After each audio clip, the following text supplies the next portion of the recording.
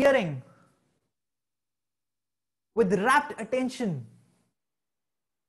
They were sitting in his home. They were sitting in his drawing room.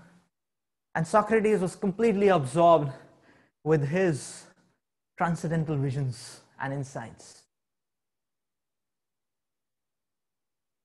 And while everyone was relishing these newer and newer waves, and in that way going deeper and deeper into this realm of philosophy and feeling very much enlightened,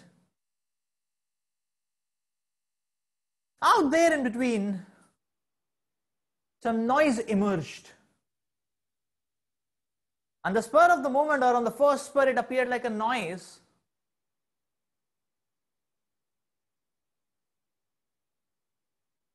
But then the sound started familiarizing. It was the angry, charging note of Socrates' wife. And she was so angry, and she was shouting like anything. This gathering was intolerable for her. And even more intolerable was that it was going on and on and on. No exit criteria. For hours and hours and hours. And she was so angry, she was charging. She was shouting like anything. The students had never expected that. All of them were shocked, with their mouths wide open, their eyes wide open, and their ears trying to shut that off. They were looking at Socrates. How is the great teacher going to react?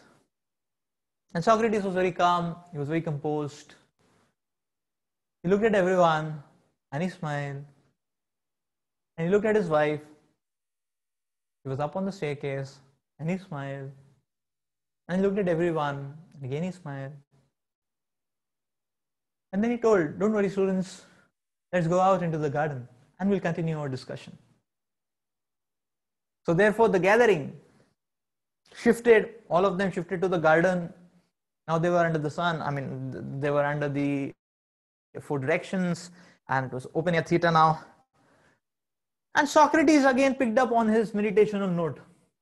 And as soon as he struck the meditational note, all of them were again captivated. And therefore the discussion started. And again it was going very intense. And again all of them were relishing the depths of the insights, the visions, and how they can help one transcend the so-called problems of life. All of them were in deep meditation. But lo and behold, all of a sudden,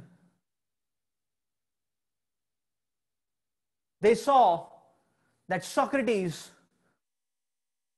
had a full-on Abhishek. Socrates has a full-on Abhishek. There's a huge stream of water which came, drenching Socrates. And they looked around. What happened? Is anybody else also drenched? They found everybody else is dry. Only Socrates is completely drenched. And they were wondering, what happened? If the cloud broke up, what happened? And then while looking around, having a 360-degree purview, the students, they came to spot out that out there on the terrace was the wife of Socrates, and she had done it all, and she was waving the bucket of water as if she had done a great achievement. And she was waving that bucket of water with a laugh and a smile as if she did it. And she has done a great achievement. And this was unbelievable. So the wife had poured and drenched Socrates with the bucket of water. And the students were not able to digest that. How do you digest? This is becoming too much to digest and take in. And then they were looking at Socrates. Now, how is Socrates going to react now? Okay, one time, okay. The second time,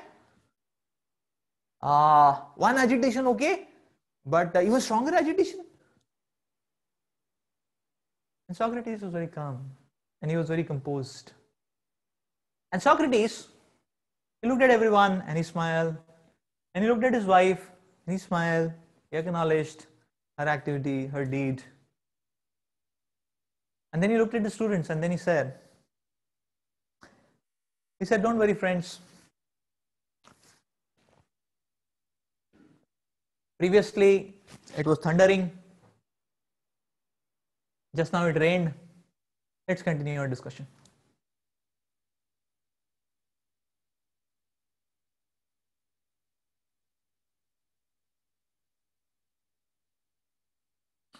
So therefore, great learned thinkers,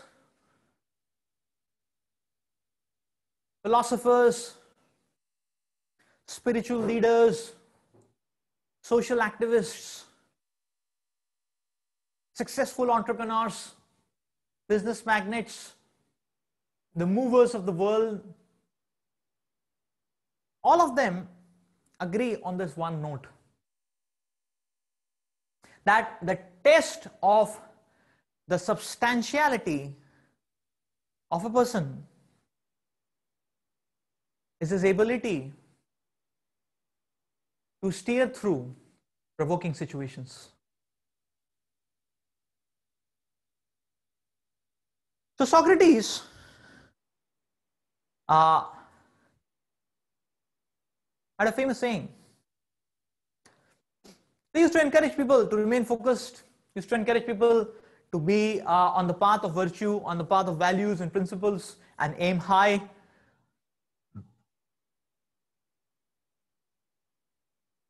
Despite the tabernacle and the situations. And Socrates would say, he used to say that if you have a good wife, then you are fortunate.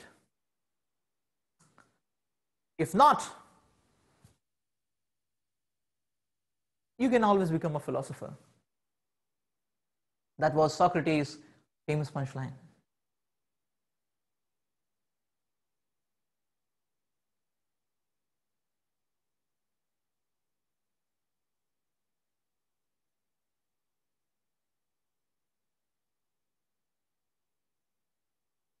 So today we want to dive into what is self-management. To ensure the self-management, what are the various dimensions that you want to take care of? The need for self-management in student circles. How the timeless Vedic education presented in the Vedic scriptures, the essence of which being the Bhagavad Gita, projects us, prepares us, and trains us towards being a long-lasting achiever.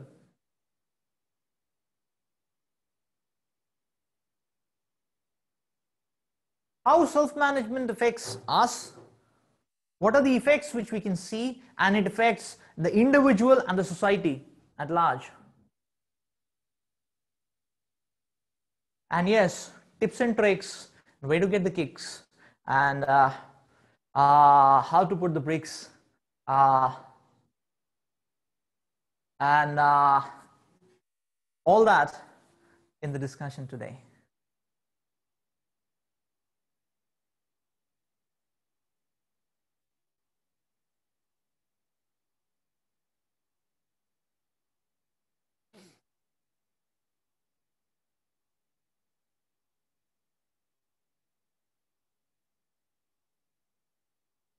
Many times students,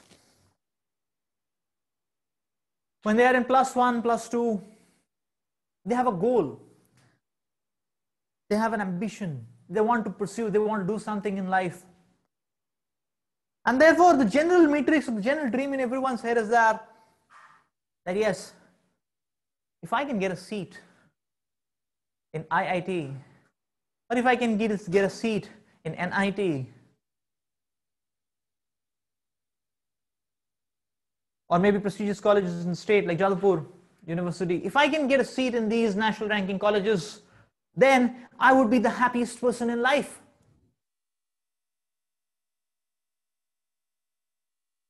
I would be the happiest person in life. If at all I can crack JEE or WBJEE, then that's it. My dreams will come true. And I will land in that prestigious institute, and that marks the commencement of a legendary career as I enter the grounds of the prestigious technology institute.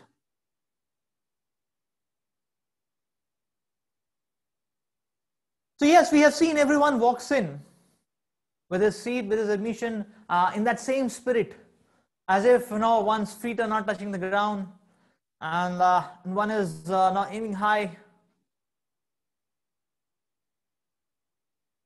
But unfortunately, that dream doesn't remain for long.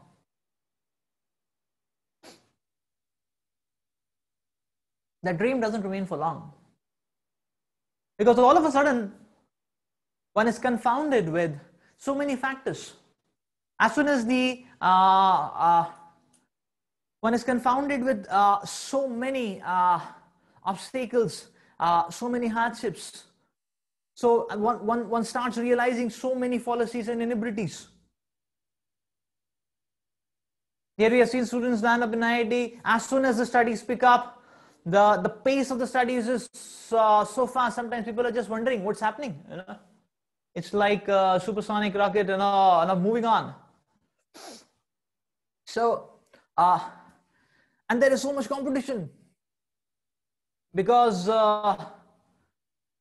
everybody's a topper. Everybody's a topper.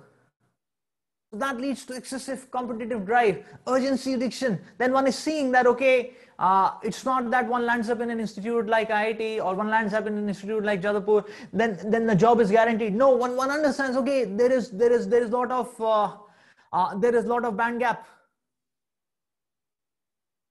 And one has to scale up, and the person understands, okay, the jobs are demanding, the cutting edge, the bleeding edge technologies like machine learning, like deep learning, artificial intelligence, and Internet of Things, embedded systems.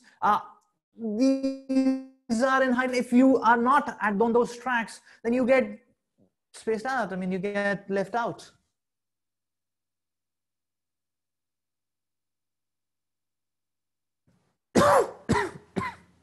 So life starts taking a different turn. Sometimes students are sitting in the hall and they are wondering, it seems that the class is between the professor and some 4 or 5 students who are sitting on the first bench, and everybody else is just wondering what's happening. So, what's happening?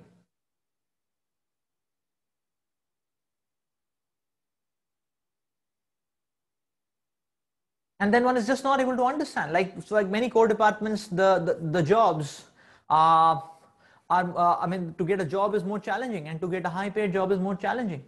So one understands, okay, one has to equip himself with the computer science and artificial intelligence, machine learning to be able to secure a very good job. And then, or one has to learn data analytics and so on. Now what to do?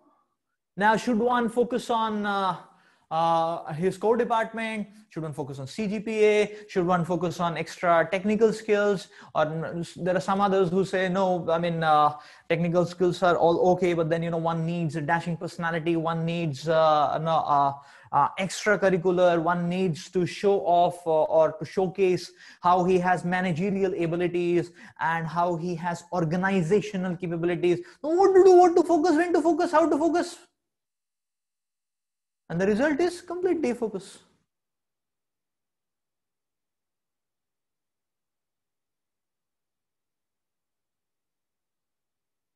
Then comes the wrong definition of success. When a person lands up in his first year and he feels that, okay, success means I need to get a 9-point GPA.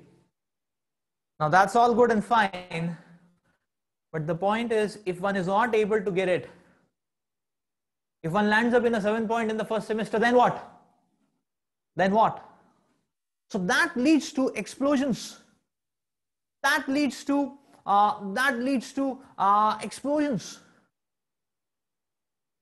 Implosions within, explosions without.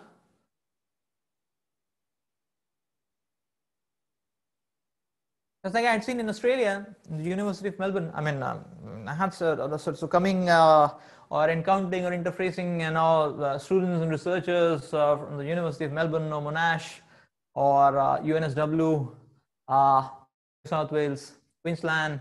So I have seen actually when people land with PhD, they are feeling that okay, they are the top of the country because they could get a scholarship seat in a university which is world rank 35, or a world rank 30 or a world rank 25, and that's how. So the initial gate is in great style, but then people understand okay, I have come here and here I can I'll just smash it. But then what happens is that now as a researcher, the research indexes or the metrics of success is how many papers you can publish and what good impact level of papers you can publish. So now one is struggling, and when 1 year passes, it looks that okay, it's just 6 months and I can publish a paper. But then mostly the PhD starts, the many students, it takes 1.5, 2 years, 2.5 years, for the first publication to come out. And therefore I have seen many elite students from various, Indian students from various IITs, Chinese students, various European students, at the PhD research institutes. I have seen that many of them land up in having depression problems. They land up in a serious depression. Which needs which needs counseling, which needs a counseling from a psychologist, or which needs a clinical treatment. Many of them, because again of this wrong definition of success.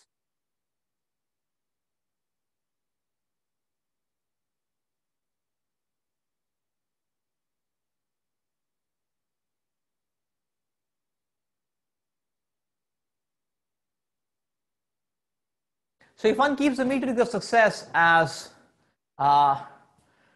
wealth, money, name, fame, there is a saying, it's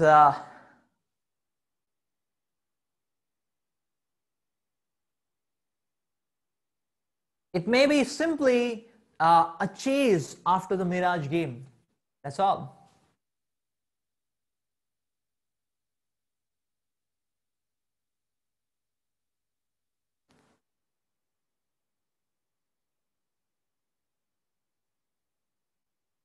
Every year, dozens of students in IITs commit suicide.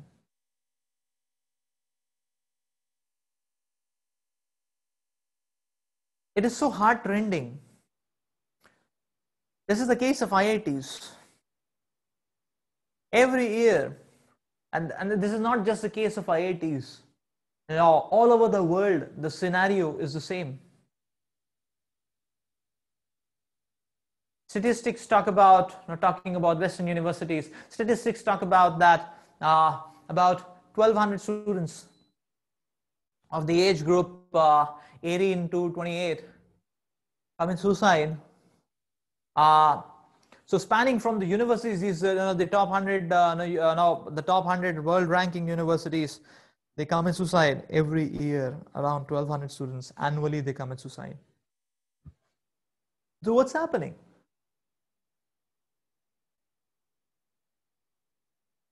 What's happening? So now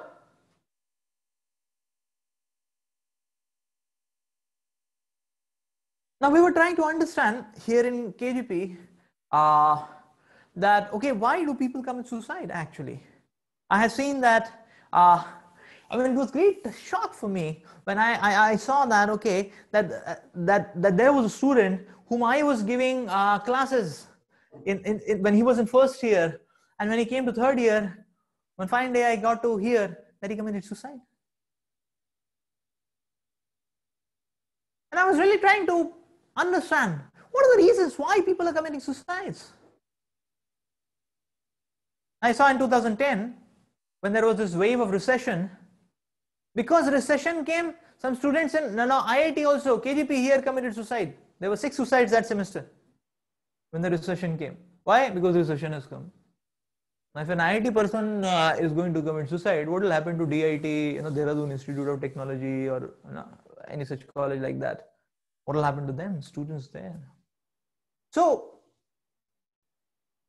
I was trying to understand what is the cause.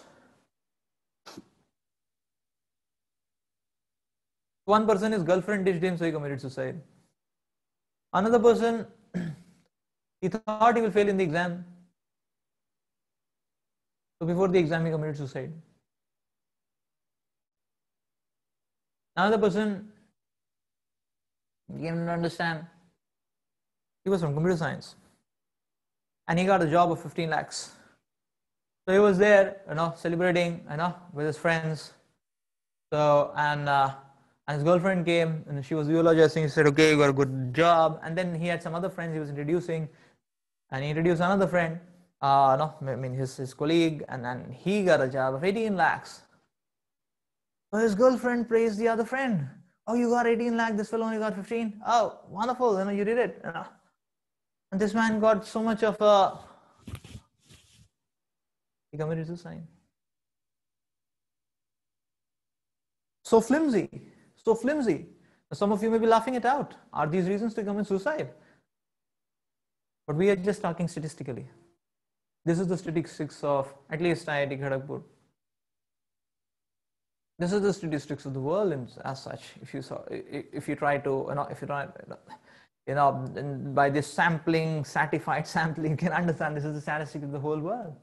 Therefore, I remember when I was I entered IIT in first year, and the Dean of Student Affairs was giving a class. The whole first year batch was there, and then he was telling that, you see, all of you might have been achievers in your own city, in your own small school, and you might have been toppers and all that. He's trying to understand, here everybody's a topper. You may aim for 9 points, but if you don't get it, don't mind. That was his appeal. He was not warning, he was appealing. He was begging, appealing. He said, don't mind. If you don't get 9 points, please don't mind. And then he was trying to explain that it's okay, because you can work hard, slowly you can try to improve from wherever you are, wherever you landed, it's okay, And then his final note was, at least he said, don't commit suicide. That was his appeal.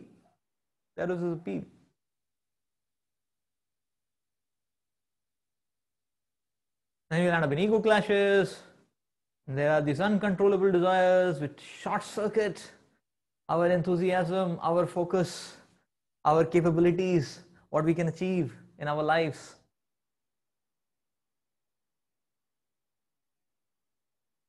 To solve this, we need to solve the art of self-management.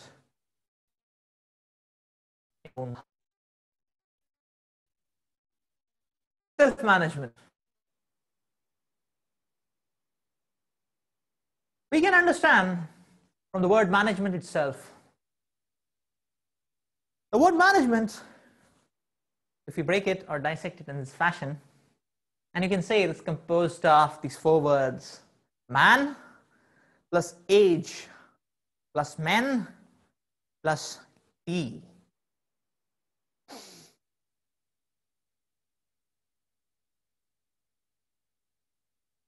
So what we need, now people talk about management, what we need. So the word itself teaches us a great lesson. Let's try to dive into the lessons. Man plus age plus men plus T. This means that we should learn and master, practice and master to manage the man before we attempt to manage men. The man within, before we attempt to manage the men. And secondly, we should gain the age, the maturity, before we can manage the men. So we need to manage the man within, and we need to get the age before we manage men. And with all that, we also need a T. And we'll highlight on the T a little later.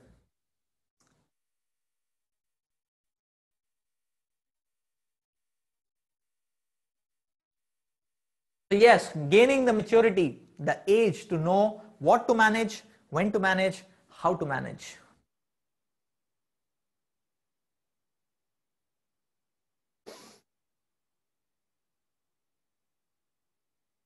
Managing the man. We need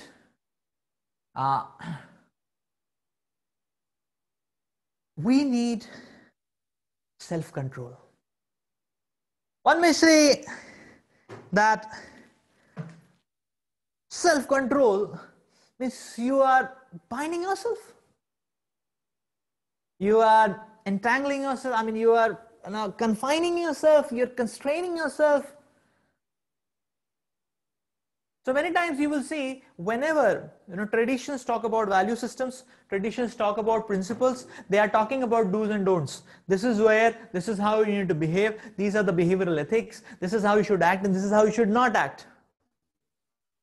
Every tradition talks about that. Every religion talks about that. Every scripture talks about that. And whenever scriptures are talking about that, then many times people have to say, no, self-control means you're confining yourself. You need to be free. To be really free. What's that freedom simply means what good is that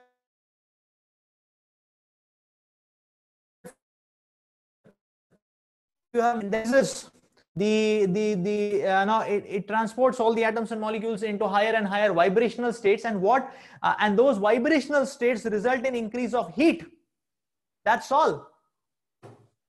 Lack of self-control. Exactly, this is what happens. So, and this is a scenario where students very easily land up in, because what happens is that different provocations and different captivating things every single day when the college starts, there are different captivating things which keep popping up. Try this, try that, try this, try that, and one is just and if one doesn't have any such value system in place which can give him direction that this is where you should walk and this is where you should not walk. If there is no principles, no directions, no value systems, no commitments, no responsibility, then one is just driven by the waves. And what's going to land up? What's going to happen? And then one sees that, okay, he landed up, on the first day of the college, and all of a sudden he sees that, okay, the end semester exams has come.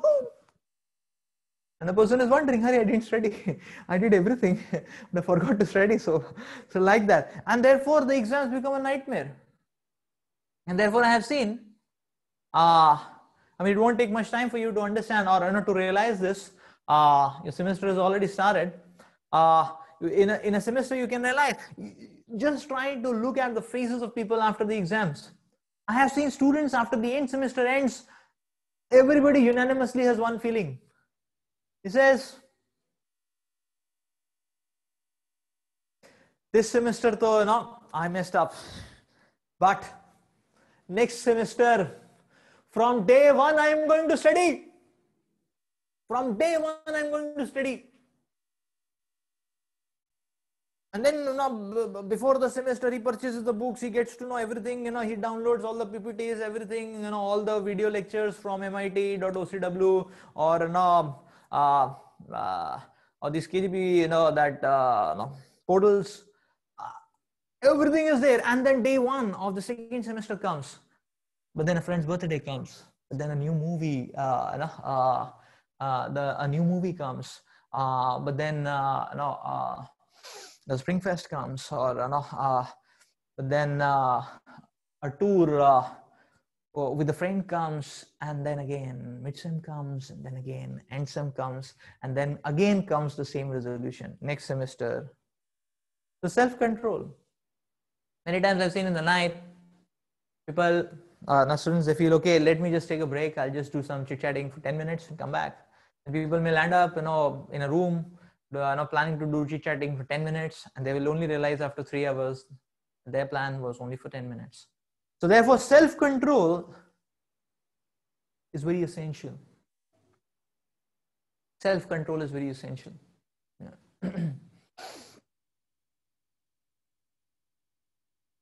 Like one of my cousin sisters, she was telling me, now she was married, and then I met her after 1.5 years of marriage, and then I asked her, how's it going? Is it going good? So she said, yeah, it's going fine. And then I said, okay, so I hope you are not lining up in fights. She said, no. I mean, amazingly, she said, unbelievably, we don't land up in fights. I said, oh, very nice. That means you are synergizing. You never have differences of opinion. She said, no, that's not the point. I said, okay, then what's the point? She said, every now and then we have difference of opinion, and like that. And I said, oh, then there would be friction. She said, yes. And then I said, oh, then you would get heated up. And she said, yes. So I was not just getting the answer, I was getting the feelings and everything, like that. And then I said, but then how there is no fight? She said, you see, she said, actually, there's a problem in your jija, no? I said, okay, he's a problem. Okay, so what's the problem? So she said that, many times I become angry, I blur out. This man, he doesn't give any reaction. And he's just quiet. I said, oh, really? He's just quiet. And because he's just quiet, then what happens is that then she gets angry, and then she's blurring out. But then the Jija, he's quiet. So because he's quiet, now she gets angry. She's not getting any reciprocation, So generally anger is like that. Okay, it's like you see how fights pick up, the one person becomes angry, he becomes agitated, he blurts out, the other person says, hey, kya bola? Mujhe bola? Acha. And then it's just and then both of them two egos clashing against each other, becoming bigger and bigger, like that. So she doesn't get any reciprocation. So she said, all my tempo gets down, and it doesn't last for more than 5-10 minutes because I can speak, but how long without any reciprocation, and therefore there is no fight. So self-control is the way. Self-control is a way of life. Self-control is a way to steer forward, not through all these provoking situations. So that means it is a misnomer to say that, okay, just do it. Many times you must have heard, just do it, whatever you feel like you can just do it. Now that you are in IIT, now that you are in JU, you can just do it, whatever you like, chill out. Actually, you cannot just do it in life. You cannot just do it in life. We need to control ourselves. And therefore, we need to learn the art of controlling our own drives, inner drives. And that is where spiritual wisdom can help us. Showing us a torchlight to how we can control within. Because implosions within come as explosions without. But if there is serenity within, then there is peace without. Therefore, different philosophers also talk about that the world is a reflection of our own heart. If there is explosions in our heart, we will see explosions outside as well. But if our heart is cool and calm and composed and serene, if we can understand and nip off the turbulence in the heart itself, then we save so much of an agonizing experience.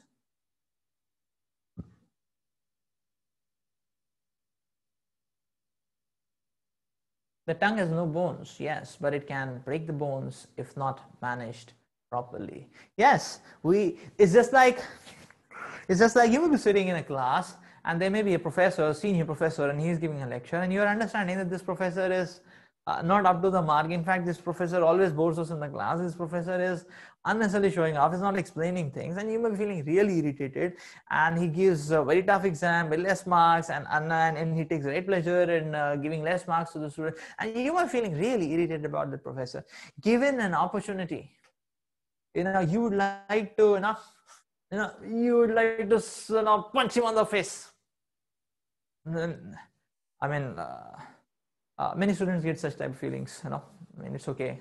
That's everywhere the case.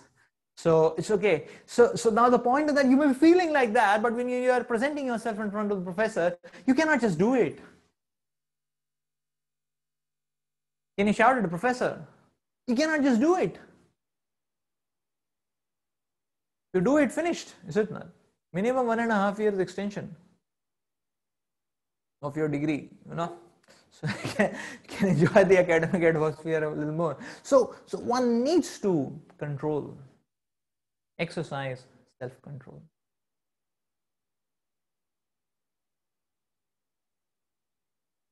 And then one needs the age. So age or maturity in terms of what? So we see, you know, just like viruses can creep in a Windows laptop, just like in our homes we see dust creeps in every single day. Every single day requires a cleaning. In the same way, the just like a disease virus may creep in any time in the body, in the same way, our hearts also get contaminated with the viruses of what is called as anarthas, the unwanted, the vices. So these vices are like viruses which penetrate, infiltrate our systems and contaminate our hearts, and they grow on multiplying within the heart. And then they capture our meditation, our absorption, our focus, and so on. And then they take complete control of ourselves. So these vices are lust, anger, pride, greed, envy, illusion. Lust, anger, greed. Very dangerous. So just like an expert gardener should not just water the flower, water his seeds and the small plants and the small plants which keep coming, which are coming out. He should not just go on nourishing and watering. He should be careful to spot out the weeds and to uproot the weeds. If the weeds are not uprooted, the weeds will take all the nourishment, and the real plant, the meaningful plant, will starve. That's what happens. These drives of lust, anger, and greed take complete control of whatever resources we get, the facilities we get, the successes we get, and make a mockery out of ourselves. Like you see this angry CEO, he's shouting in front of his presidents, vice presidents, board members. He's looking like he is basically making a caricature of himself. That's all, just because he cannot control his anger. So each one of them are very dangerous vices. Like say, let's take up lust. Like say, for example, lust. I remember when we were studying, there was a case in NIT Surat. So one of my friends had narrated that in his class was this topper who was getting 9.5, and then in his first year, and then he thought, okay, I'm a rock star, I'm getting institute rank 1, I'm already computer science, and so he thought, I'm at the top of the world. So he felt so he was feeling that, yes, I'm a hero, and therefore I need a heroine, like that. And then he saw, in the same batch, he was feeling attracted to a girl, he proposed to her, and they were having nice romantic affairs, and he was getting more and more attached. And because he was getting more and more attached, he was slipping his focus on study. And it went on to that degree that from first year to fourth year, that 9 became a 6. That 9 became a 6. Till in his final year, he got a fail in one subject. That means 6 months he had to stay back. And whereas his girlfriend, she was getting good marks. She got a scholarship. She went for an MS to United States, and because he had to stay back. And he was telling, don't worry, I'm going to come, soon. And he was seeing in final year, when he got a fail grade, then she was a little upset. And then it was seeming that she was not giving him that much attention, sort of. and therefore he was becoming a little obsessive. He was becoming insecure and so on and so forth. Now, and then he was reassuring her that I'm coming back soon. I'm coming to US soon, and then we will stay together in US. We'll marry and we'll have a happy life and all that. So he was obsessed about that. But then by the time he cleared up the things, by the time he got a seat, it was 1 year. And just before when he was about to take a flight, to US, he got a picture. I mean, that picture, he got a marriage photograph of her, of his girlfriend with somebody else. So he came in the daytime, the broad daytime in the institute, with completely drenched in kerosene, with a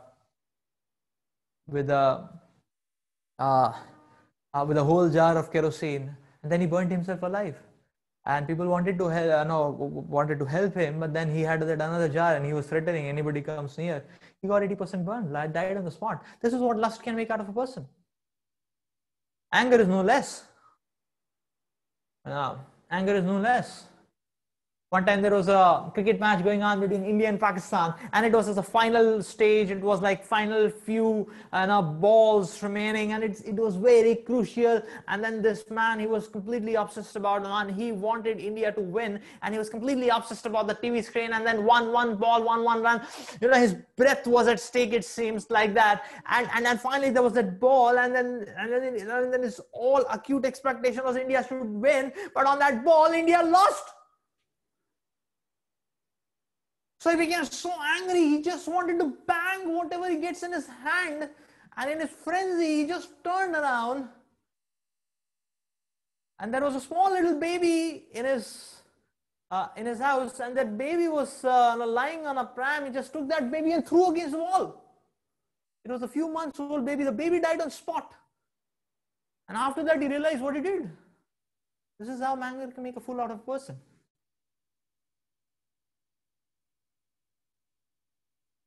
Similarly, greed also blinds, maddens the person till he loses his composure, till he really loses what he's doing, loses sight of what he's doing, what he's not doing, person can go completely mad and crazy.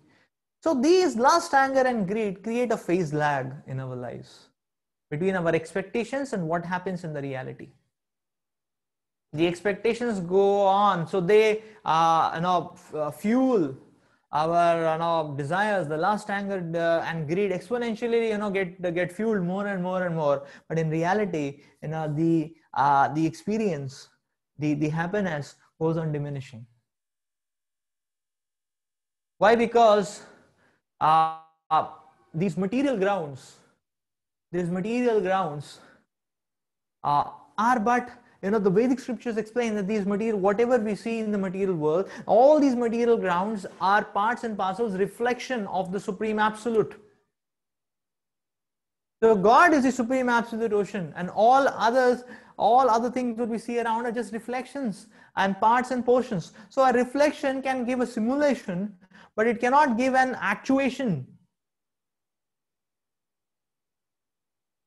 It cannot give an actuation. For that, one needs to connect to God. So it's just like if one has a diet of eating 15 chapatis and you give him a half chapati, he's going to be more infuriated. That's why we see that when one bases his life simply on material desires to simply fulfill and satisfy the demands of lust, anger and greed, then what one gets is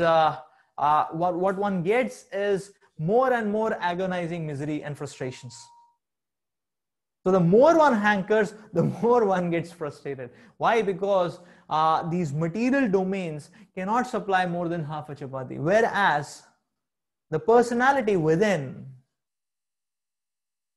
has the experience, has a cutout for 15 chapatis, for an oceanic reciprocation which only God can provide, oceanic supply which only God can provide.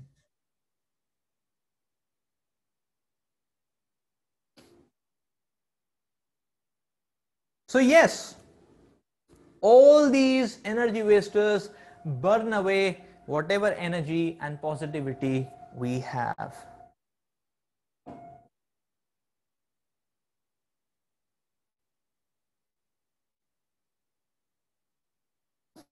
Now, if you try to reflect back, why was Socrates able to tolerate that provoking situation? The answer is because Socrates, his life was not just based on instincts. Okay, whatever I feel like doing, that's what I'm going to do. His life, his moves were based on principles and values. So principles and values are like a staircase. They make us go high. That's what the point is. So basically it's like this. It's like an airplane. Now you see, when an airplane takes off, then an airplane has to go into a specified exclusive runway. In one way we can say, oh, the airplane's movements are getting constricted. That's where self-control comes. You are on a runway towards upliftment, towards elevation, towards success in its real sense, towards an eternal lasting fulfillment. And then what happens is that when one adds more and more value systems, those values and principles act like propellers. And they act like propellers. So, and these propellers, when one is moving, and then one can really speed up. And as he speeds up, what's going to happen is that these propellers are going to uplift, levitate him. And therefore one can take off from the ground and into the sky, and one can make his life very meaningful and impactful. That's the secret of success. That's the secret of success. This everybody echoes. Not only Gita talks about it, successful entrepreneurs talk about it, philosophers talk about it, everyone talks about it. Because if you try to understand, even entrepreneurship is not just about crunching a good amount of money. Entrepreneurship is based on value systems. Your idea, your appeal should be based on value and principle systems. Okay, what benefit you can offer to the society. It's not about, okay, somehow I have to fool the people and have to make a lot of money. It's not about that. It's about, a genuine problem in the society, a genuine ailment which people are suffering, and how best or what quality solution you can offer to that, what quality service you can offer to that. And yes, in the course of doing that, you may get money, you may get reputation, and so on. That's okay. But the whole mark is based on a service. The whole mark, the whole aspect is based on value systems. Not just blind, not madness, blindness, that yes, I want money, I want name, I want fame, I want sensual enjoyment, and so on and so forth.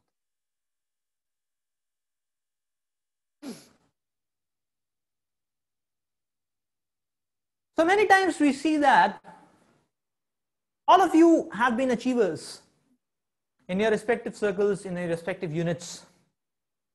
And many times you might have had this experience, and many times we really know what to do, but we are still not able to do. Somehow or the other, like we have seen here in IIT, what happens is that, it's very easy to get a CGPA between 7 to 8. 7 to 8.2, 8.4 CGPA is easy. So if you want to get above 8.5, yes, you need to work hard. If you want to get between say 7.5, 8.5, it's easy actually. You just have to go attend the classes, take some notes, revise the notes, do the assignments, and study when the exam schedules are there, and that's it. A little bit, 1.5 hours study a day, and that's it. 3-4 hours on the weekend. That's it. That's good enough. So that means, but then there are so many candidates who land up, below a 7 point. So here in IIT, if you want to land up below a 7 point CGPA, I'll tell you, you need a lot of guts to do that. Now I'm using the term guts because that's what it takes to get a 6.5 or a 5.5 in KGP here. So why I'm saying guts? Because if you can attend the classes properly, make notes, do the assignments, it's impossible you get below 7.5. So that's the whole point. That means one has to be that daredevil, that much determined that I don't want to attend the classes, I don't want to do the assignments on time, I don't want to give the tests, I do so one has to really determine and require a lot of guts to do that. People do it. So it's like many times there is the motivation to do things positively is lacking. The positive motivation is lacking many a times. And now what to do? So now how can change come about in this scenario? Like, one of our ventures which we are doing for humanity is to reach out to poor people below poverty line, tribal people in remote villages, and trying to give them education, trying to empower them so that they can have a good health, and a good standing in life, and at the same time giving them value systems so that they can be a good human being as well. We have seen actually, it's not just lack of facilities. There are villages where there are 40 schools. 40 schools. Can you imagine 40 schools? Rural villages. The government has set up schools. So many NGOs have set up schools. Still, the literacy count in that village is very dismal. Why? It's not about facilities. People are not inclined to study. It's like that. And practically we have visited schools and the school has facilities. It has computer labs, it had physics, chemistry labs. I'm talking about villages, remote villages. But then in the school, the attendance is not there. But outside the school, there are these, under the teen shed, the boys are sitting, in the name of a youth club, and they're playing cards, and and some of them are smoking, and they're into all kinds of useless activities. So that means what? That means the entire overhauling of the heart is required first. It's not external facilitation, but the overhauling of the heart is required first. A complete change of consciousness is required. And therefore, successful leaders and management experts talk about that every single individual has these 4 kinds of needs. If all these 4 dimensions of needs are very nicely nourished and fed, then that will ignite the zeal within, the zeal to do something positive, something auspicious, something impactful for oneself and the world at large. The first need is the physical need.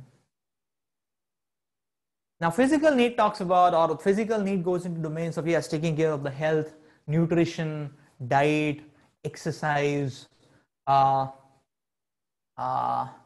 meditation, principles, how to de-stress, physical needs. But that's not the end of it. The second is mental needs. Mental need talks about sharpening your IQ, learning, taking up tasks which ignite the thought process, taking up challenges which can somehow or the other awaken one's creativity, innovation. That's about mind. That's how the mind needs to be fed. So if there are no such opportunities, then the person will be starving on that dimension. So the mind needs to grow. The mind needs that food. That needs to be. So our lifestyle activities should take care of that. The third dimension is social needs. Now, social needs are about meaningful relationships, synergizing relationship. So now once it is about psychological assessment of one's feelings and emotions and harnessing them. It's about teamwork. It's about synergizing. So one needs to have modules and programs and association which can enrich and nurture that.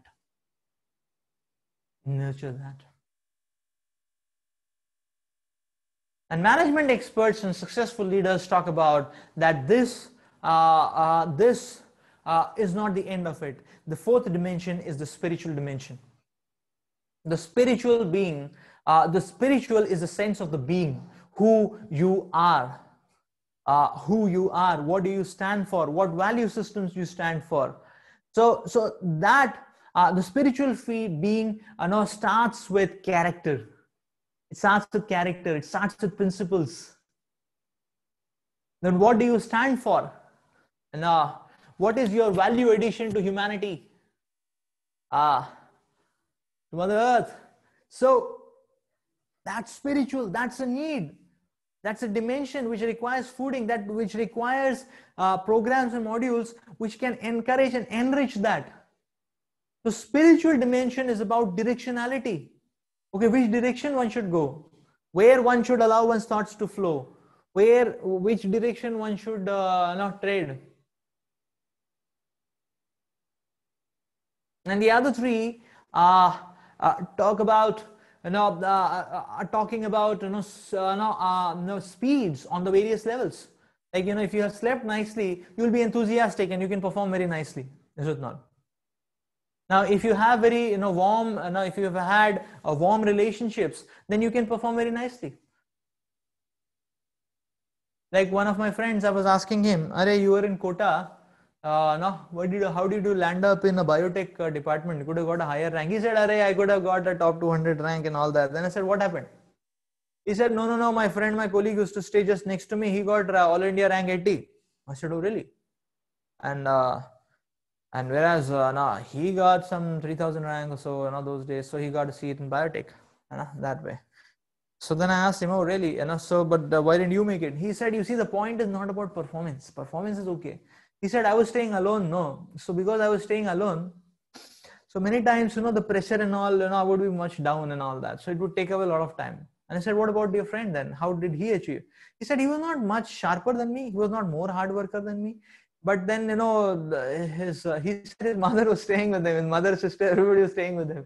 He said because his whole family was staying with him, so he was in always a good mood. He would get good food, he would get nice encouragement, like that. He was the apple of the eye and all that, so he performed, nicely. So you see the point, social. Similarly, if something, if you can understand, if you can, just like, any subject, if you can pick up the creative thread in that subject, it starts becoming interesting. If you cannot, it remains very boring, like that.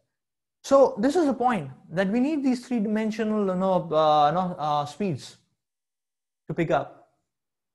And then the directionality comes from the spiritual. So the spiritual is in that hand, the spiritual dimension is that, in that case, the fountainhead actually.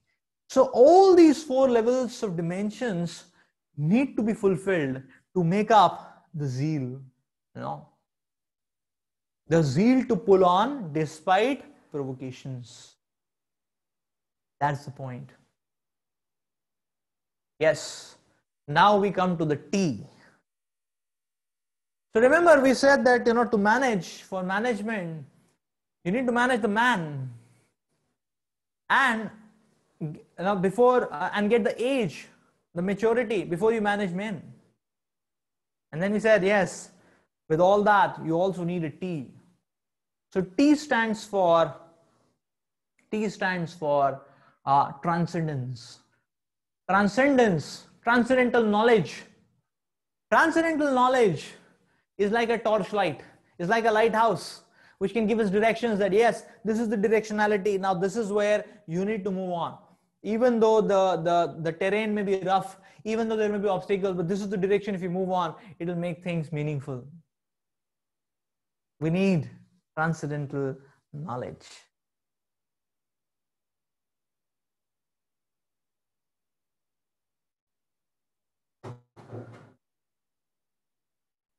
So yes, when we exercise or churn ourselves within, see, it's like how a person aspires himself to become, say, a world champion athlete. But then he aspires, he thinks, okay, I can make it.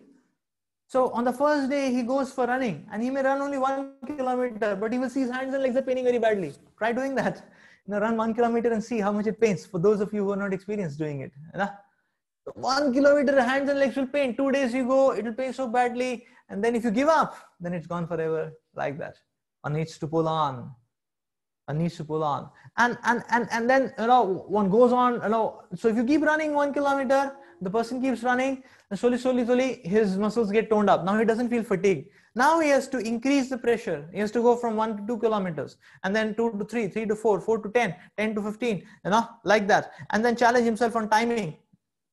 And if he goes on and on and on, he can become a world champion. Same thing, how a person becomes a, a heavyweight, weightlifter. Initially, 5 kg you will not be able to pick up. 5 kg, it would pain.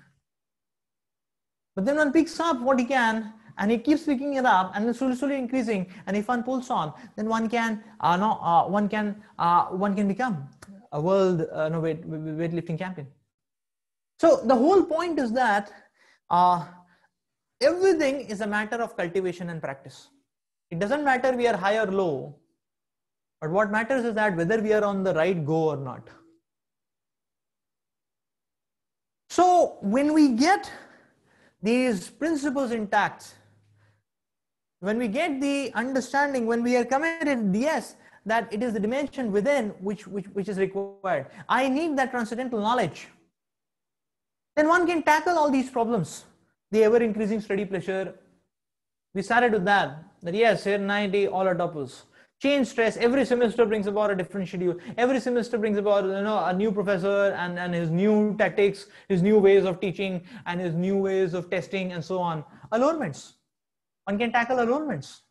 And allurements are every now and then many people say that, okay, now that you are in first year, you don't have to study. You studied all throughout 1 to 12 and all that, and this competitive exam, now you can enjoy. Allurements, is it not? Sometimes people say, no, you need extracurricular activities. Allurements. Sometimes, some people say, no, what you need in life is a girlfriend, or a boyfriend. Allurements. So we need the strength to move forward to that. One can get that strength. Playing. There was a Stanford research on, Stanford did an interesting research on Japanese success. And how Japan, what is the secret behind the success of Japanese people actually? And they found a very interesting, very instructive result. They said, so the result said that the reason behind Japanese success is the relationships and the family culture which Japanese share among themselves, even at their workplaces. It's all about, so it's about synergizing, it's about relationships, it's about harnessing everyone's talents towards binding that together to make a united body to achieve. So, and when you talk about relationships, then it requires, so relationships requires qualities, is it not? You cannot just win over people with your charisma. You need some qualities. You need the divine qualities of humility, of tolerance, of respect, of appreciating others, of sacrificing for the sake of others, of being selfless. So that requires a churning of the heart. And therefore this transcendental dimension can help us achieve that. Because the transcendental dimension actually directly works on our heart and transforms all our vices into virtues, or deinstalls the vices, reinstalls the virtues. Is it not? So that's why, yes, because that is where we start reinstating character in our lives. So that's why if you try to understand, okay, so what are scriptures, the Vedas, what does it do, or Gita, what does it do in our life? The Vedas, scriptures, Gita is like a formatting CD, or it's like the formatting executive file. Once we run it, it deinstalls all the viruses, and it reinstalls a proper operating system in our lives, an operating system which can make us rise to the acme of fulfillment and meaning in lives. So yes, therefore, Lord Krishna in Bhagavad Gita 256 talks about the principles, or talks about the state of a person who has achieved mastery in self-management. Dukheshu anudvigna manaha, dukheshu vigata spriha, vitaraga bhaya krodha, sitadir muniruchyate. One who is not disturbed in mind even amidst the threefold miseries or related when there is happiness. And who is free from attachment, fear and anger is called a sage of steady mind. Such a sage is called a sage of steady mind.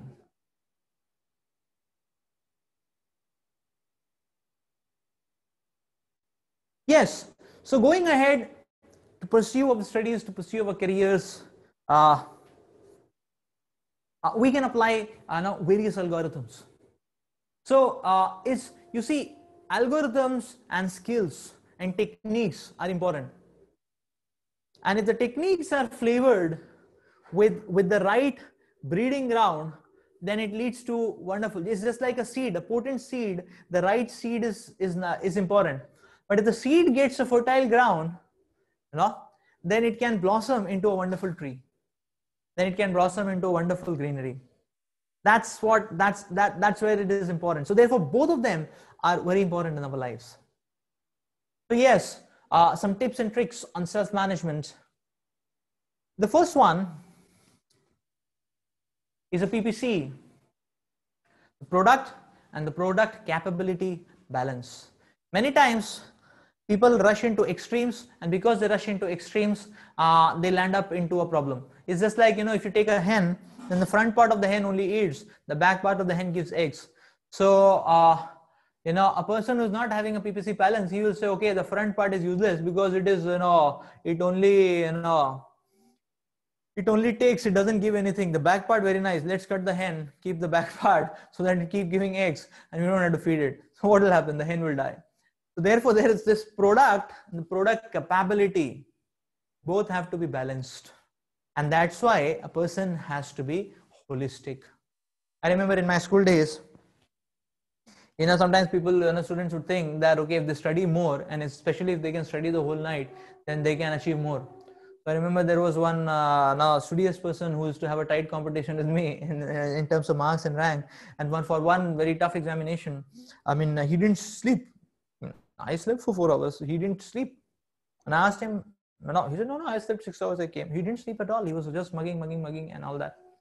And then the other day I was seeing in the examination hall, I was giving the examination and I was seeing he was a little bit lean, like that. He was leaning. I thought, okay, he's studying, reading the paper and all that. After 20 minutes, again, I saw, his lean angle was, a little more down. And then after some time, again, I saw he was completely down on the desk. And then he all of a sudden toppled off. He fell down, and there was some foam coming out of his mouth. So basically, because he had not slept, he fainted. So his exam went off. This is not a PPC balance. It happens everywhere. It happens here in IIT. Here there was one of the 9-pointers department toppers. So he was already a 9.7, but he wanted to be 9.8, 9.85, like that. So he was thinking that, okay, he was sleeping 6 hours, but then he thought, this is not, I need to make it 5 hours sleep, 4 hours sleep, 3 hours sleep. So he was doing that. And then what happened in his final year? He was in his final year like that. So just before the end sem examinations, he got a fit. He got completely washed off. And then he was taken to the hospital, and then they took him to Calcutta, and then Columbia, Asia, and then they figured out this fellow has not been sleeping enough actually. So now he's bedridden, and then they are giving him simply sleeping pills so that he can sleep 16 hours a day, and that is, and he has to do that for a few months. He's there, and then they're saying that if you don't do that, you will turn mad. So poor fellow, his ensigns are gone, everything, and now he only has to sleep forced. Like that. So PPC balance, important. We need to be holistic. So just like we need to be holistic with the body, similarly, mind has a product capability. We have to be holistic with the mind. You cannot exercise the mind to take up any kind of challenge and any kind of provoking situation. Where are we nourishing the mind? That's the point. Where are we nourishing the mind? Similarly, our emotions. Where are we nourishing it?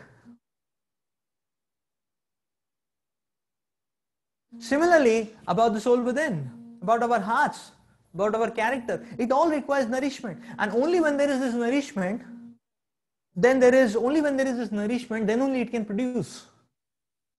Like one time, one guy was asking me, okay, what is exactly spirituality can do in our lives? Can you explain in a few words? Can you explain in 3 words? What can spirituality do to me?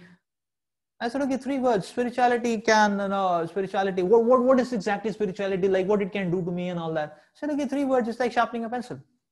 Sharpening a pencil.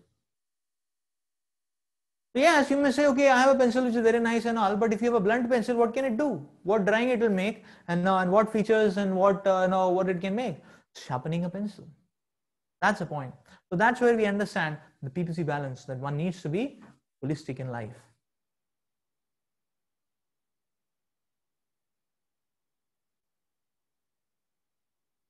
Management experts talk about that there are these two kinds of circles which we have.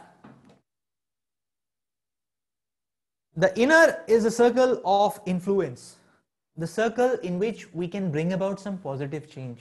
We can do something about it. That circle is small. And then there is a bigger, larger circle, which is the circle of influence. That circle is big. The circle of influence is small. And then the bigger, larger circle, that is called a circle of concern. Like what's happening in the United States politics. That's a circle of concern, but you cannot do anything about it. No. Then you may say, okay, I don't like the present president, but who cares whether you like or not? The person who is supposed to come has come. Isn't that? So it's the circle of concern. We cannot do anything about it. Like if you can see around, exam result, we cannot do anything about it. Government policy, global competition, recession, now that there's COVID, can't do anything about it, like that. So that's a circle of concern. We may have cribbings about it, but we can't do anything about it. But then inner core is a circle of influence where if we work, if we channelize our focus and activities, we can bring about a change. Like if you see punctuality, sincerity, exam study, self-discipline, values, vision, beliefs, attitudes. This is in our grip. Says that one should focus on one circle of influence. Invest time meditating on the circle of influence. We should not harp on and think about things which are in our circle of concern, which we cannot do anything about. What's the use of thinking about it? What's the use of dreaming about it? What's the use of spending time? What's the use of acting on it? What's the use of discussing it out? Therefore, the management mantra for success is to focus on the activities of the circle of influence. By that, what happens? The circle of influence slowly starts growing. You're going to have more and more power to do more and more. But if you focus on circle of concern, then the circle of influence shrinks. That is how the dynamics happen. So therefore, the best strategy is to focus on the circle of influence. Yes, so two important study tips to move forward is proper planning. If you fail to plan, you plan to fail. And efficiently executing the plan by applying the principles of time management. Yes, the principles of time management, experts talk about, consider, should be SMART. SMART stands for should be specific. Any goal. So without a goal, there is no movement. This is first thing. Therefore, whatever we want to do in life, we should have a target. Like we should have a target of our studies. We should have a target about, so we should have a weekly target, should have a monthly target, should have a semester by semester target. Similarly, we should have a target about our learning process. So anything we want to improve, we should have a target about it.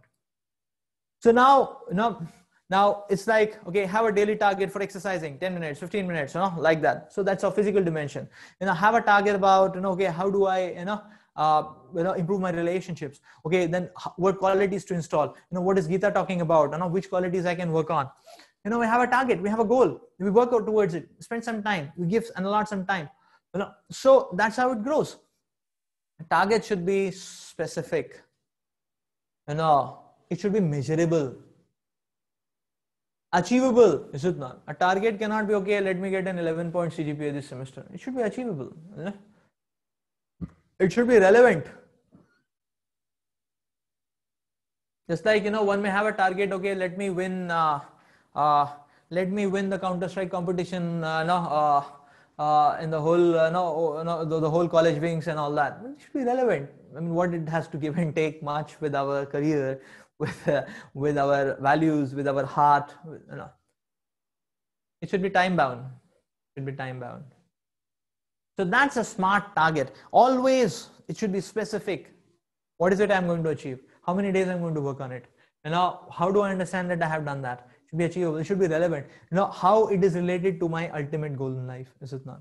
Like sometimes I've seen here in KGP, people have the logo. They say that they have a slogan. They say that, okay, I will live for the hall. I will die for the sake of the hall, halls of residence. In fact, there is one hall here. I mean, you will experience when you come and land. There is one hall here where people take pride that for the sake of the hall, they have got a CG drop. They were 8 point, and then they started working for the hall. They got a 7.5 or they got a 7, and such people are considered as heroes. You see, sacrifices CG for the sake of the hall. Yeah, irrelevant, is it not? So, so therefore, therefore there is a lot of need of being focused. That's why we need that discrimination engine always on. And this is what Shastric principles, transcendental knowledge can help us in. It will always keep our discrimination radar always on. That we don't absorb or get obsessed about some irrelevant goals which don't have anything to give and take with our lives, future lives. Yeah.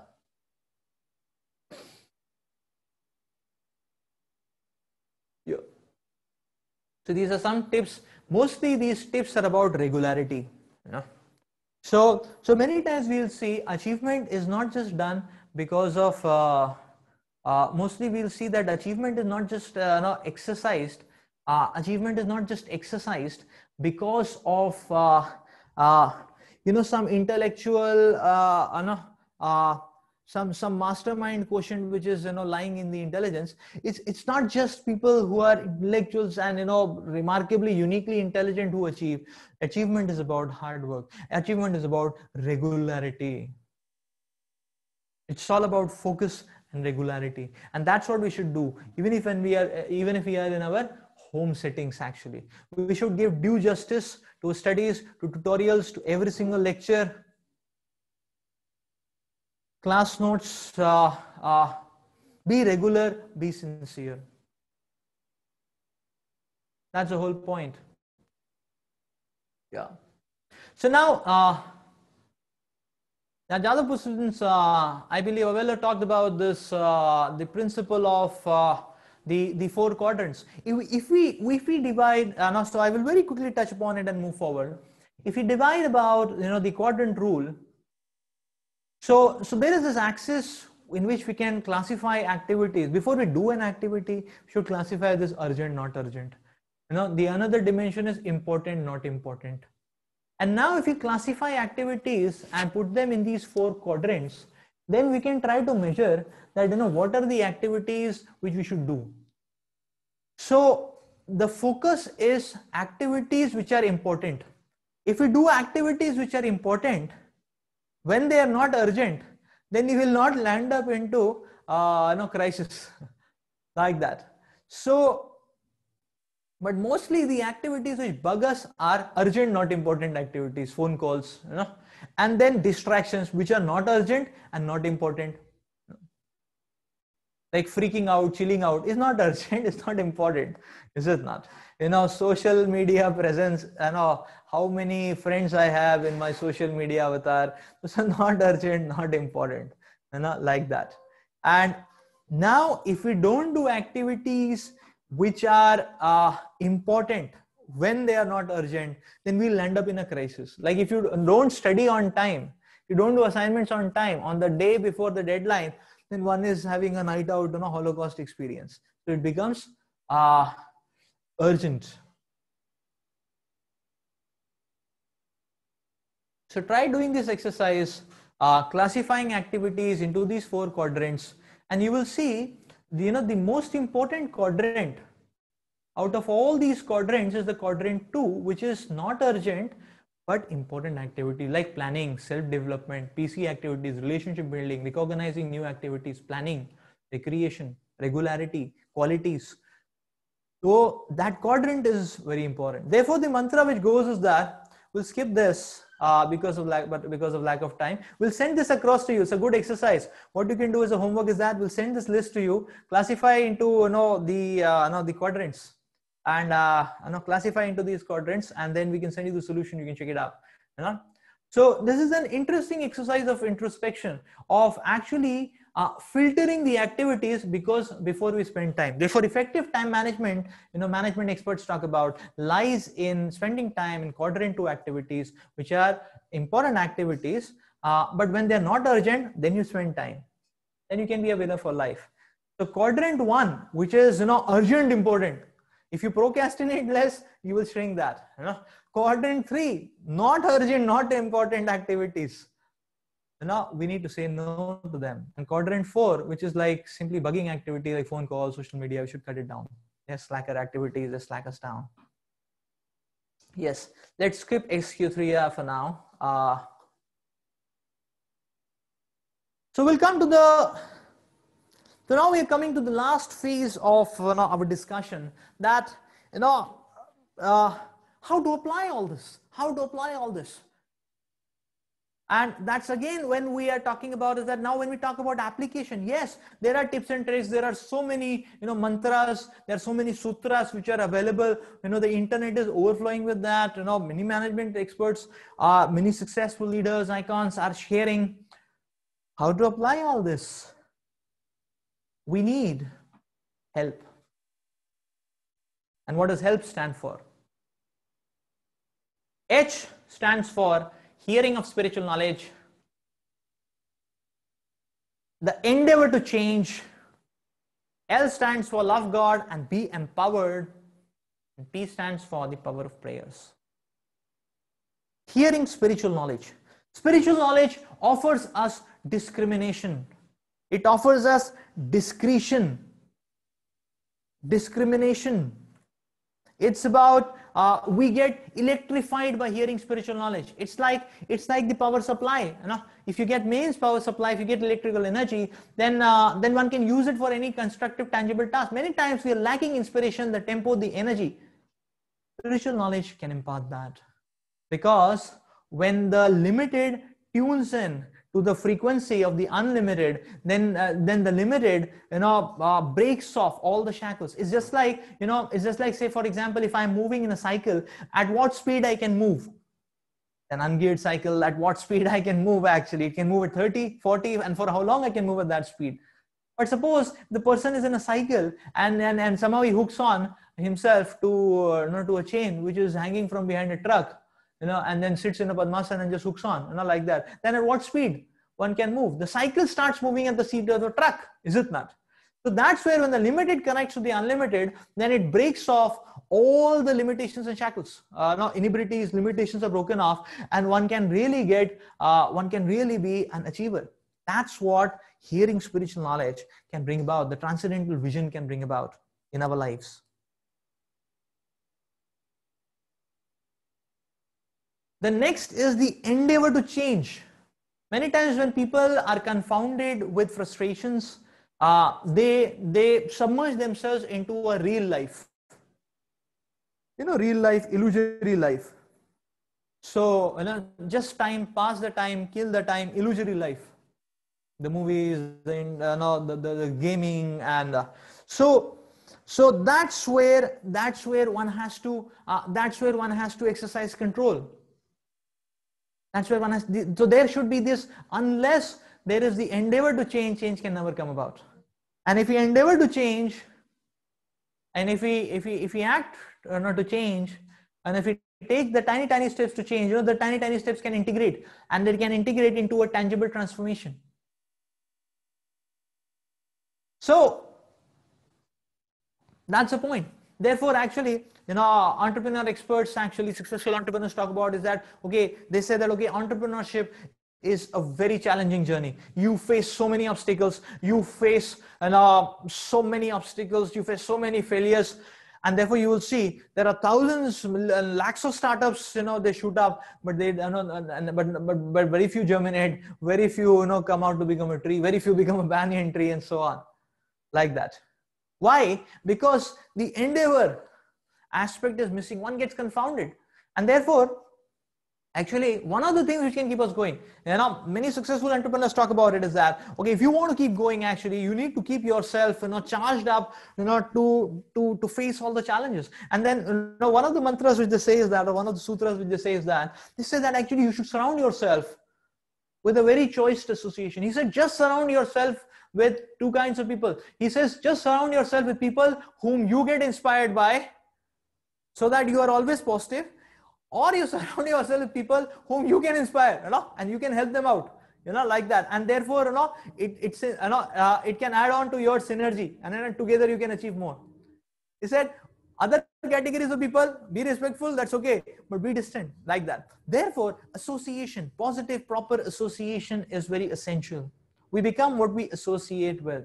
So if we associate with people who cherish and relish values, principles, with spiritual minded people, then we will always have positivity. If we associate with selfless people who are spiritually minded, who aim high, then we are also going to catch those vibrations. And then that fire to bring about that change, to pull on, will remain.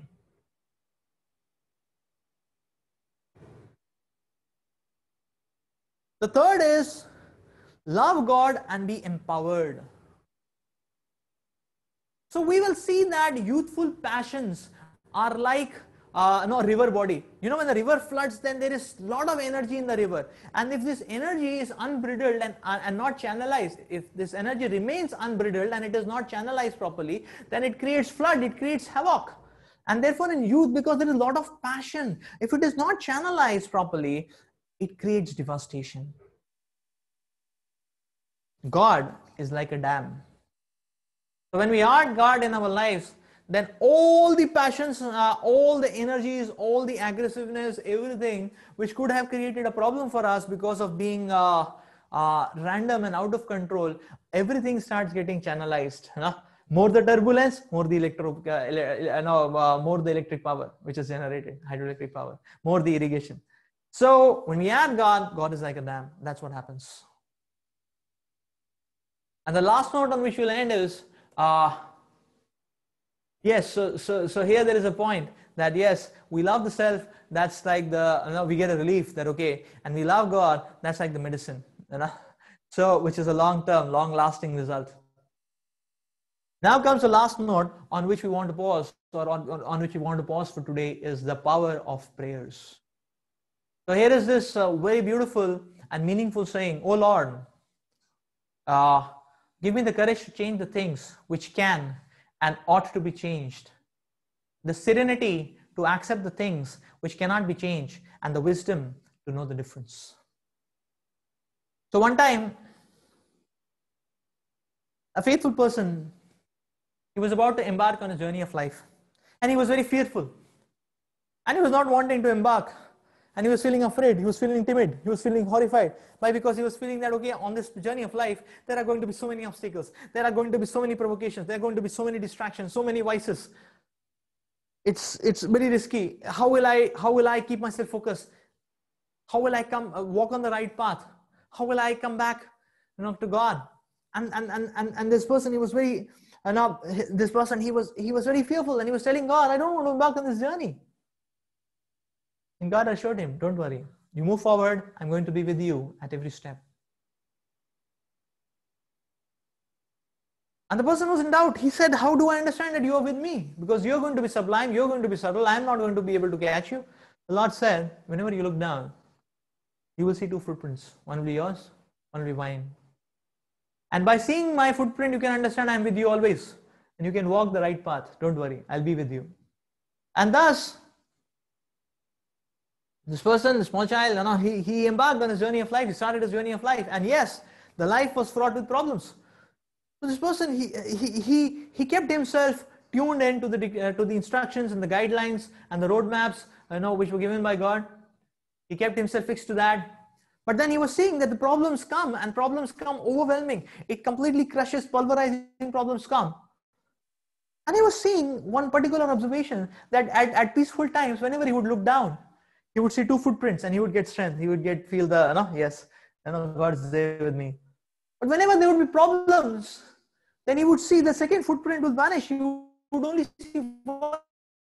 Whenever you look down, and he was wondering what's happening. Somehow or the other, with faith, he traded on, and he successfully, completed the journey of his life and came back to God. And God said, my dear son, you did it. And he said, no, I have a question, a very serious question actually. I kept on, walking on with faith, but I have a very serious question in life.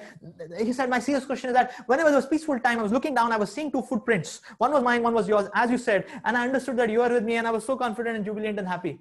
But whenever there were troubled times, I was only seeing only one footprint, one pair footprint. Where had you gone, God? When I was in problem, when I needed you the most, where had you gone? And God answered his question. And God said that whenever there were peaceful times, I was walking with you, taking you hand in hand. I was walking with you. Whenever there was troubled times, because you had faith in me and you never left the directions and the roadmaps I gave you, whenever there were troubled times, I was not walking with you. I was carrying you on my shoulders. That's why when you were looking down, you only saw one pair of footprints. That's what prayers can do in our lives. And therefore, that's what prayers and faith can do. Faith in God can do in our lives. So that's why it said, prayers go up, blessings come down. Thank you. I'll end on this note.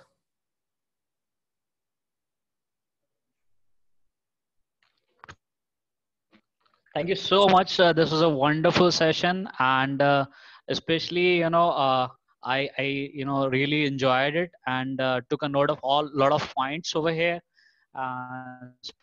especially smart goals, setting goals, and these sessions have really been beneficial to me throughout my journey, even as a student and in a career ahead. So. So I think students were having some of the students were having doubts. I wanted to record the this video for further uses. So I think his name was Sian. Yeah.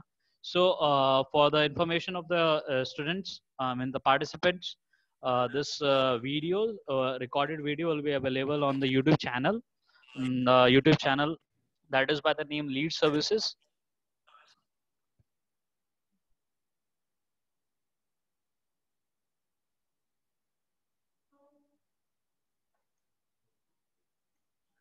So on YouTube, you have to search for Lead, LEAD SERVICES.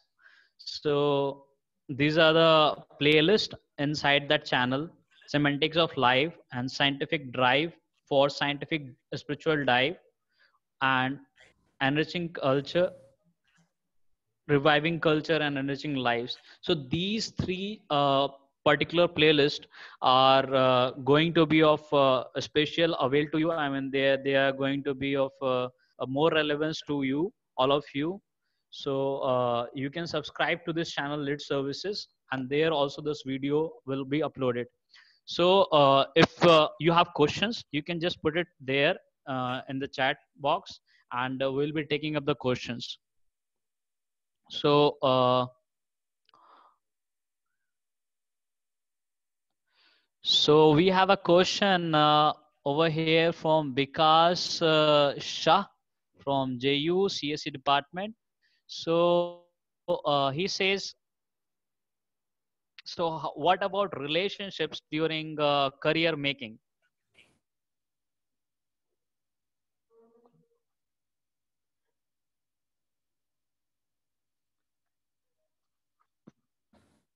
Okay, am I audible? Yeah, yeah.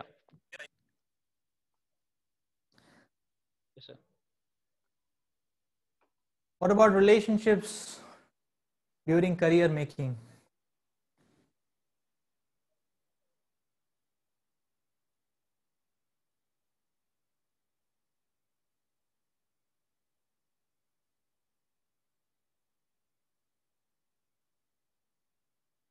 Yeah, just give me a minute. Sure. Okay. So you can put What your about questions in relationships chat. during career making?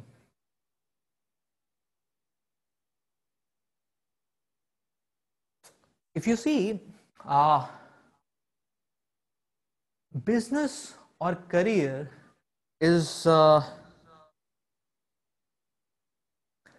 non-different from is non-different on a large scale than holistic life.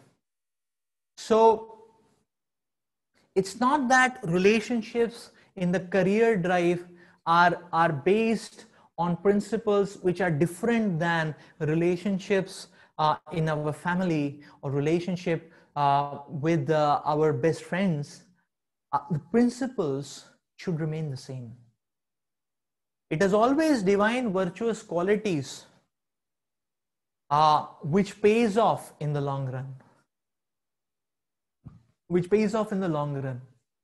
So I've seen, even in business, what pays off is how much you can now feel the other person as your own, the sense of belonging to the other person. How much you can empathize with the other person. It's based on how much it's based on divine qualities. So when I had read principles of, say, humility in Bhagavad Gita, I thought, okay, humility is good for people. I mean, humility may be good. No, when one is in a temple, one can be humble, in front of the deity or personalities. But maybe has to be shrewd in business. That's where humility cannot pay off. But then I have seen that it's even in business, what people see, okay, initially a charisma can get you a project, but then for you to sustain a project, you need qualities. You need some amount of selflessness.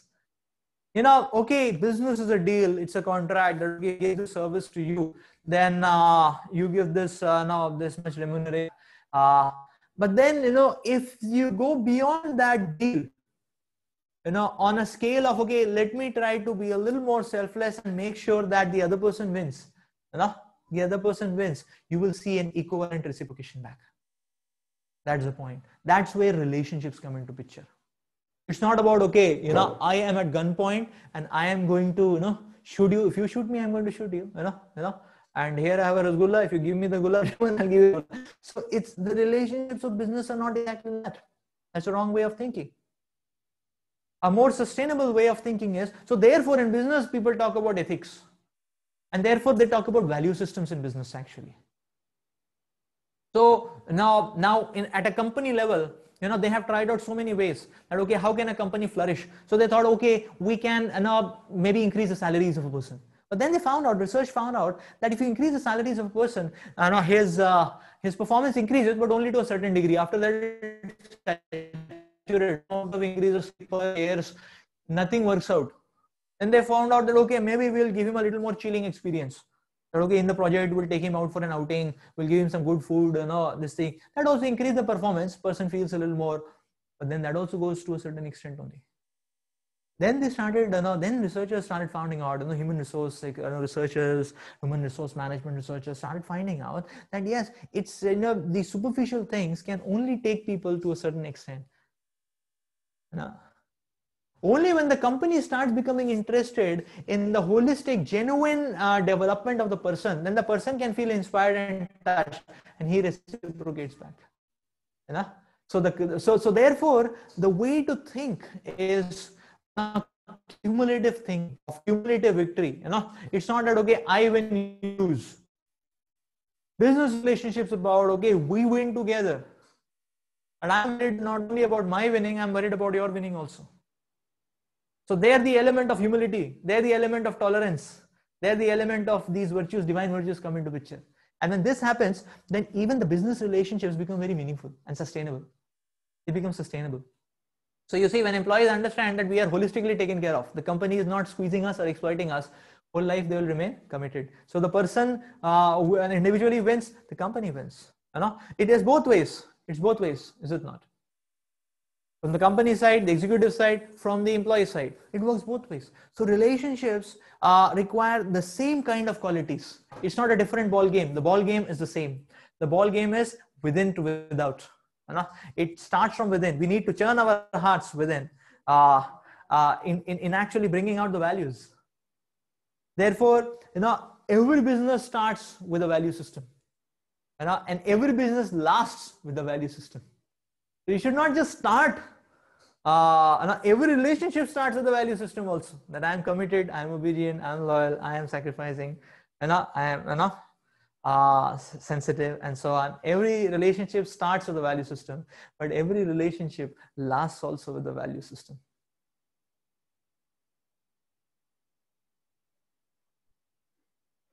Thank you, sir. It was a wonderful answer, and it was a deeply thought of answer.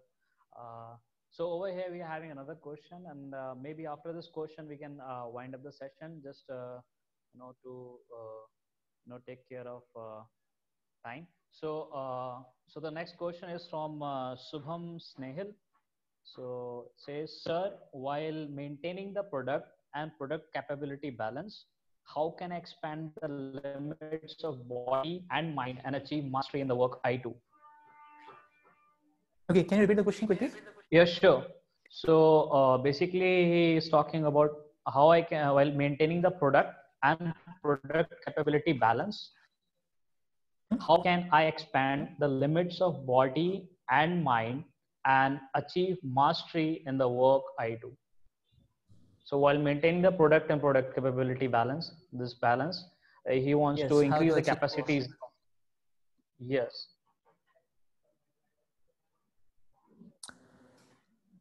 How to increase the capability and the capacity of the body and the mind while keeping the product and the product balance, or the product capacity balance. We need to allot a sufficient amount of time to enrich the productivity and the product capability. What it means is that, as you are rightly pointing to or you're rightly getting to touch, that it's not just it's not just feeding the body. One should feed the mind. That means what? That sometimes what happens is that, you see, always a person gets screwed up when he goes to extremes. And if you see, our mind is tuned like that, that the mind can only take extreme steps. Therefore, we need to bring in a higher body of knowledge to help us being holistic.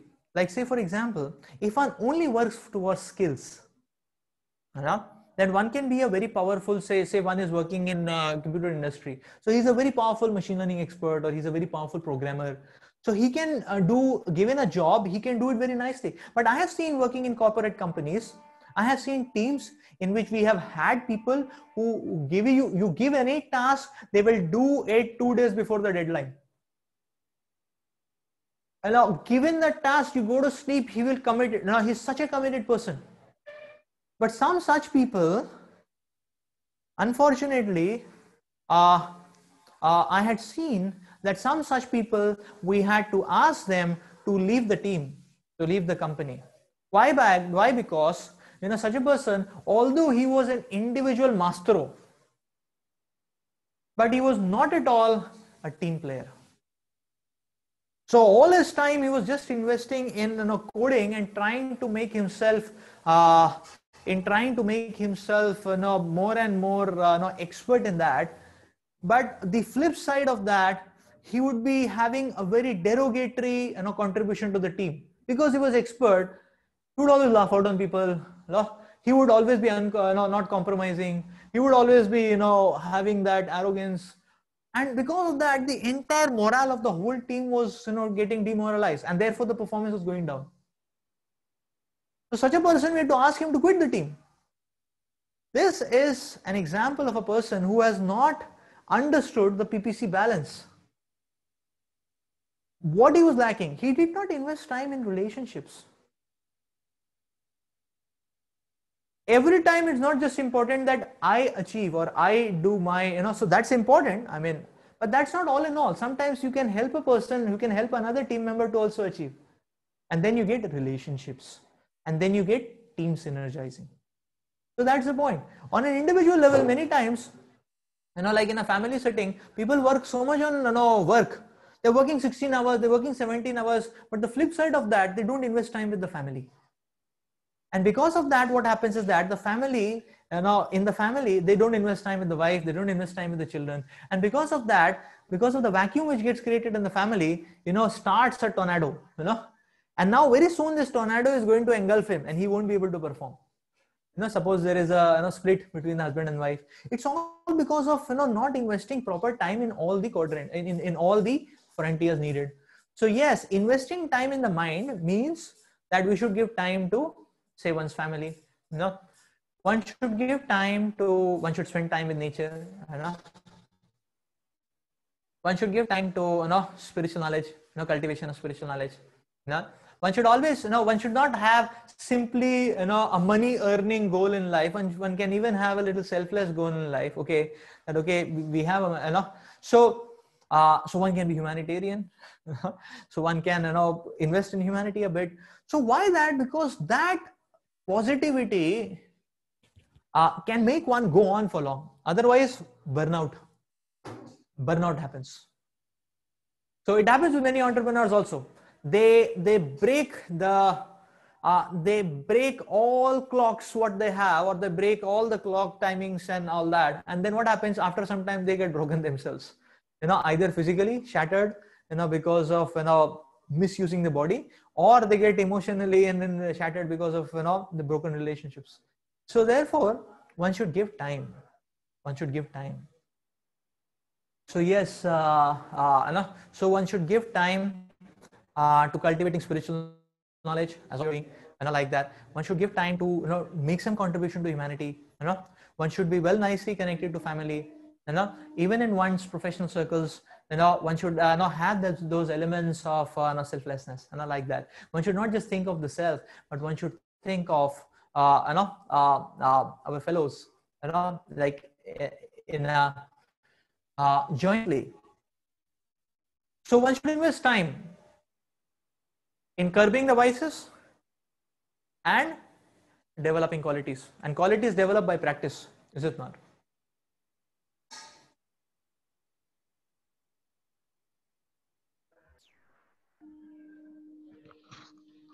Thank you, sir. So it was a very nice answer, actually.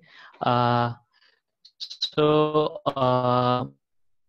I think we can wind up the session, and we really heartfully let us thank our Mayank sir for taking out time from his busy schedule. Actually, he's so busy actually, but he makes us feel like that, as if there is plenty of time available for us. So that's the beauty of being a master of art of self-management. So we're going to have a session on the coming Sunday. We'll inform about it via mail. So please do subscribe to the channel so that you can avail the benefit out of it. And thank you all for participating. You have been a lovely audience over here. And let us thank again our sir Mayank sir. Thank you so much, sir, for taking out time, giving your valuable time to us. This is really a selfless thing that you're doing for us. So thank you so much. Thank you so much, everyone. So we'll end up the session over here. All right. Okay.